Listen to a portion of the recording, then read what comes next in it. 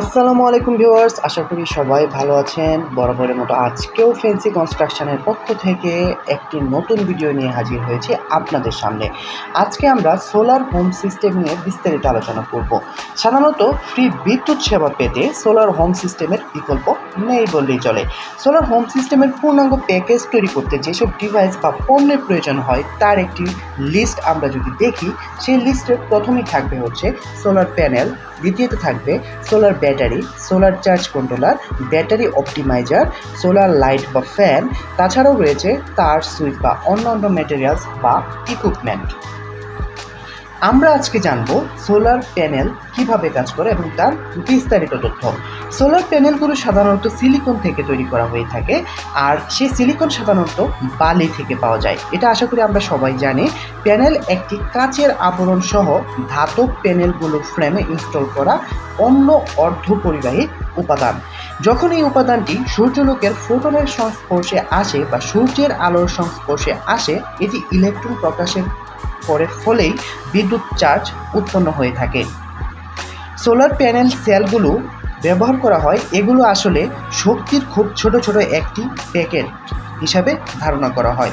Solar panel সাধারণত 4 ধরনের হয়ে থাকে, তবে এটি নিয়ে এখনও বেশ মতবিরোধ রয়েছে। প্রথমটি হচ্ছে প্যাসিভ সোলার গেন এবং দ্বিতীয়টি হচ্ছে সোলার থার্মাল। এগুলো সাধারণত হিটের মাধ্যমে বিদ্যুৎ উৎপন্ন করে থাকে এবং এটা আসলে সাধারণত হিটিংয়ের ক্ষেত্রে ব্যবহার করা হয়ে থাকে। তারপর যে অপশনটি রয়েছে সেটি হচ্ছে কনসেন্ট্রেটেড সোলার প্যানেল। এটার একটি সংক্ষিপ্ত নাম রয়েছে, সেটি হচ্ছে সিপিএস। এগুলো আসলে ইলেকট্রিক জেনারেট করার জন্যই ব্যবহার করা হয়ে থাকে। এবং চতুর্থ যে অপশনটি রয়েছে সেটি হচ্ছে ফটোভোল্টেক সোলার। এগুলো সাধারণত ইলেকট্রিক জেনারেটরের ক্ষেত্রে ব্যবহৃত হয়ে থাকে। আমরা সাধারণত ফটোভোল্টেক সোলারই ব্যবহার করে থাকি।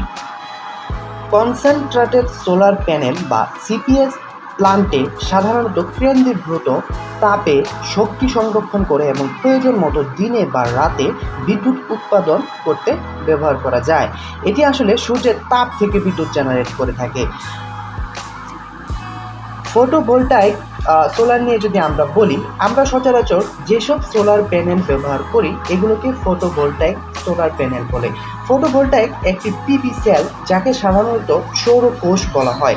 এটি একটি অযান্ত্রিক যন্ত্র যা সূর্যের আলোকে সরাসরি বিদ্যুতে রূপান্তর করতে পারে। কিছু কিছু পিভি কোষ কৃত্রিম আলোর বিদ্যুৎ রূপান্তর করার সক্ষমতা রাখে। ফটোভোল্টাইক সোলার প্যানেল সাধারণত 3 ধরনের হয়ে থাকে। একটি হচ্ছে পলিক্রিস্টালাইন, দ্বিতীয়টি হচ্ছে মনোক্রিস্টালাইন এবং তৃতীয় ধাপে যেটি রয়েছে সেটি হচ্ছে থিন ফিল্ম। তো এই 3 ধরনের সোলার প্যানেলের মধ্যে পলিক্রিস্টালাইন এবং মনোক্রিস্টালাইনের বিস্তারিত তথ্য নিয়ে আমাদের চ্যানেলে ভিডিও দেওয়া আছে। আপনারা চাইলে সোলার পাওয়ার সিস্টেমের যে প্লেলিস্ট আছে সেখান থেকে আমাদের ভিডিওগুলো দেখে নিতে পারেন। থিন ফিল্ম সোলার প্যানেল নিয়ে কিছু বিষয় আমাদের জানা দরকার। সাধারণত থিন ফিল্ম সোলার প্যানেল কম কার্যকরী হয়ে থাকে। মনো ও পলিক্রিস্টালাইন সোলার প্যানেলের তুলনায় কম পাওয়ার সক্ষমতা রয়েছে এর। থিন ফিল্ম সিস্টেমের কার্যকারিতা কোষে ব্যবহৃত পিভি উৎপাদনের ধরনের উপর নির্ভর করে পরিবর্তন হয়ে থাকে, তবে সাধারণভাবে তাদের কার্যকারিতা প্রায় 7 থেকে 18% হয়ে থাকে। তো আজকে সোলার প্যানেল নিয়ে বিস্তারিত আলোচনা করলাম। আগামী পর্বে বাকি 5টির যে কোনো কয়েকটি বিষয় নিয়ে আমরা আলোচনা করব। আমাদের ভিডিওগুলো যদি তথ্যমূলক হয়ে থাকে তাহলে অবশ্যই লাইক, কমেন্ট, শেয়ার করবেন। তো ভিউয়ার্স, আজকে এই পর্যন্তই। ভালো থাকবেন, সুস্থ থাকবেন। আসসালামু আলাইকুম।